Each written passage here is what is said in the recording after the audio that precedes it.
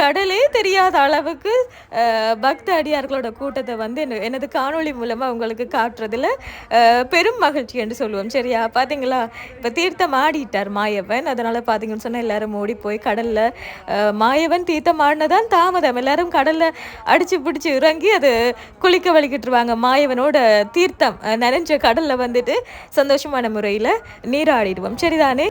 வடமாகாணத்தை பொறுத்தவரையில் சமுத்திர திருவிழான்றது வந்து ஸ்ரீ வல்லிபுர ஆழ்வார் தீர்த்தக்கரையில் தான் பிரம்மாண்டமாகவும் கோலாகலமாகவும் நிறைய பக்த அடியார்கள் புடைசூழ எங்களோட மாயவன் வந்து சமுத்திரத்தில் நீராடுற காட்சி வந்து கண்கொள்ளா காட்சியாக இருக்கும். அதாவது பார்த்தீங்க சொன்னால் பெரும்பாலும் ஆலயங்களை பார்த்தீங்க சொன்னால் அந்த தீர்த்தக்கிணறு கேணியில் தான் அந்தந்த ஆலயத்துக்குன்னு சொல்லி இருக்கும், அதில் தான் ஆடுவார்கள்.